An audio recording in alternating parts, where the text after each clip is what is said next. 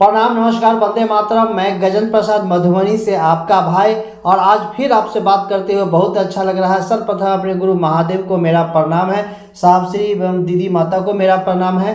और आज जो मैं आपसे बात करने आया हूँ बहुत ही महत्वपूर्ण बात है। आपको पता होगा कि इसी महीने दीदी अनुनीता आनंद यानी लवली दीदी राजगीर में गई थी, नालंदा में। वहाँ शिव गुरु कार्य की संगोष्ठी थी, और संगोष्ठी में दीदी ने कितनी महत्वपूर्ण बात बोली है ये आप लोग सुने होंगे। नहीं सुने होंगे तो मैं डिस्क्रिप्शन में लिंक दे रहा हूँ, आप पिनाक चैनल पे जाएंगे और पिनाक चैनल पर ये वीडियो रखा हुआ आपको निश्चित रूप से सुनना चाहिए, और वहाँ जा कर के आपको सब्सक्राइब करना चाहिए और लाइक करना चाहिए। कमेंट में अपना विचार जरूर लिखना चाहिए पिनाक चैनल पे यूट्यूब पर। तो दीदी क्या बोली, आइए दीदी के मुखार बिंदु से ही हम सुनते हैं कि दीदी उसमें क्या बोली। ये बात ध्यान देने की है कि साहब दीदी हैं, सर्वत्र हैं, जैसे महादेव हैं सभी जगह हैं। तो महादेव का चला तो महादेव का होगा। शिव अपने शिष्य को अपने जैसा बनाते हैं, गुरु अपने शिष्य को अपने जैसा बनाते हैं।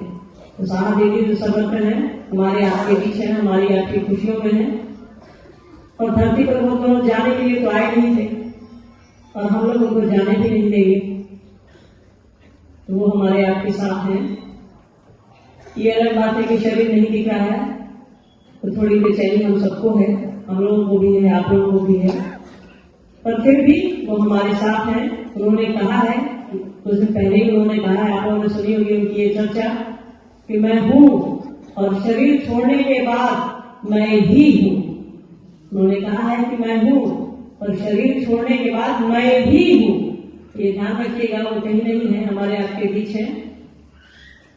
और साहब दीदी जैसा तो कोई हो ही नहीं सकता है। महादेव ने एक सांचा बनाया और तोड़ दिया, साहब दीदी को बनाया और सांचा तोड़ दिया है। उसके बाद कोई साहब दीदी नहीं हो सकता, कोई नहीं हो सकता है।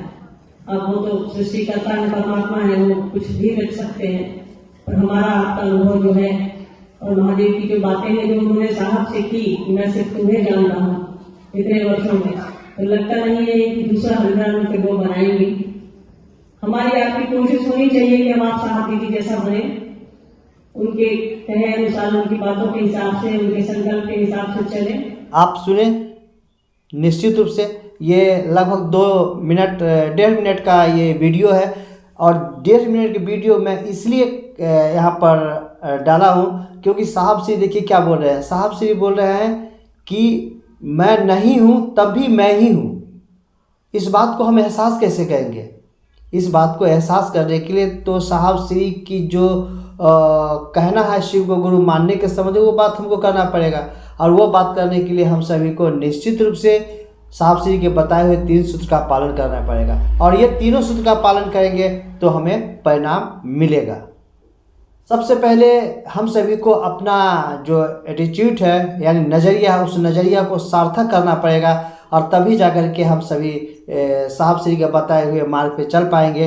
हमारा जो नज़रिया है, हमारा दृष्टिकोण, हमारा रवैया या हमारा रुख, यदि मान लीजिए समाज को अच्छा लग रहा है तो इस कार्य में हमें प्रगति मिलेगी।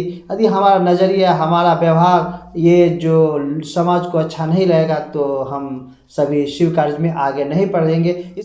हमारा सोच यदि सार्थक होता है तो परिणाम भी सार्थक होता है। हम ये सोचें कि हम सामने वाले जो व्यक्ति हैं जिनसे मैं बातें करने जा रहा हूँ वो शिव के शिष्य बनेंगे। हमें साहब श्री की बातों को प्राथमिकता लेकर आगे बढ़ना है, साहब श्री की बातें उन्हें बताना है। कभी कभी क्या करते हैं हम लोग, अपनी बात बताने लगते हैं और साहब श्री की बातों को बताना भूल जाते हैं। सोचते हैं कि मैं जो बताता हूँ इसी से वो शिव को गुरु मानते हैं। नहीं, ऐसी बात नहीं है। हमें सार्थक सोच लेकर के चलना है, साहब श्री के विचारों को लेकर के आगे बढ़ेंगे तब होगा। यदि हमारे अंदर नकारात्मक है तो हम इस शिव गुरु कार्य को लेकर के आगे नहीं बढ़ सकते हैं।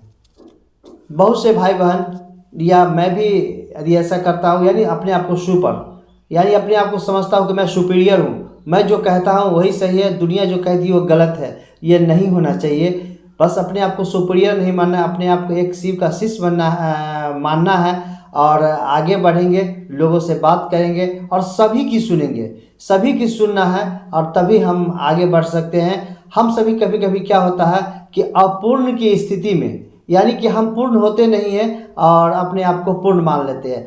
हम सभी को हमेशा एडजस्टमेंट के हिसाब से चलना चाहिए, एडामेंट के हिसाब से नहीं। एडजस्टमेंट यानी कि सामने वाला क्या कह रहा है, क्या उसका बोली है, क्या वो समझना चाह रहा है, यदि उस हिसाब से हम यदि अपने आप को एडजस्ट करके चलते हैं तो बहुत ही अच्छा लगता है। या कभी कभी हम अपने आप को सोचते हैं कि अरे वो हमें क्या समझाएगा, वो हमें क्या बताएगा, ऐसी बात नहीं है। कभी कभी ऐसा होता है कि बहुत सामान्य से सामान्य व्यक्ति भी शिव कार्य के प्रति दीवानगी होती है और हमसे अच्छा वो शिव कार्य कर लेते हैं। इसीलिए हमेशा हम लोगों को एडामेंट नहीं, हम लोगों को मतलब अपने आप को जो है ना एडजस्टमेंट करके हम सभी को चलना चाहिए। और सबसे बड़ी बात यह है कि बड़ा से बड़ा व्यक्ति के सामने जब दुख आता है ना तो वो टूट जाता है। दुख आता है तो टूट जाता है। हम लोग के सामने तो बहुत बड़ा दुख आया हुआ था और अभी भी उसकी टीस है, उसकी महसूस है, उसकी पीड़ा हो रही है कि साहब श्री हम लोग के बीच नहीं है। लेकिन हमें वो लाइन याद करना है कि साहब श्री कहे हैं कि मैं नहीं भी रहूँगा तो भी मैं हूँ। तो घबराना किस बात का, घबराना नहीं है। साहब श्री हमेशा हम लोग के साथ है। तो हम लोग को इस बात को मान कर चले। ये दुख की बात तो है कि साहब श्री शरीर में हम लोग के बीच नहीं है, लेकिन साहब श्री का वादा है कि मैं आपके साथ हूँ यदि आप शिव कार्य करते हैं तो।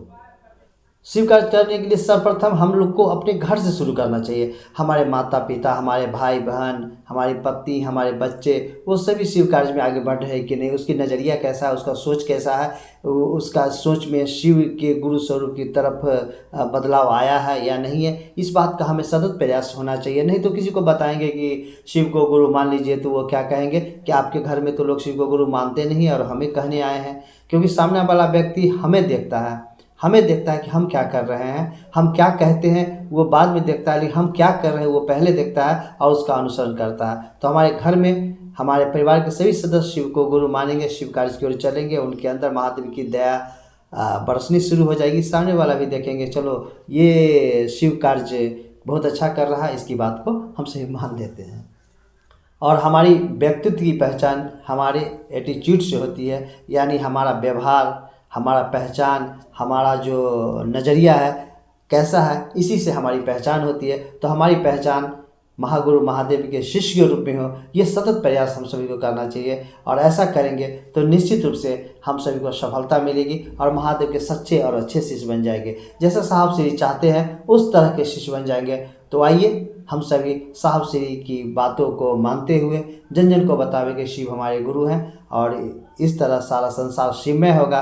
और यही तो साहब श्री का उद्देश्य है। बस उनके उद्देश्य में अपना एक छोटा सा भी योगदान हो जाता है ना, तो हम अपने आप को बहुत कृतार्थ समझते हैं, अपने आप को बहुत ही सौभाग्यशाली समझेंगे। चलिए फिर मिलते हैं किसी और वीडियो में। आज के लिए इतना ही। आप सभी को मेरा प्रणाम।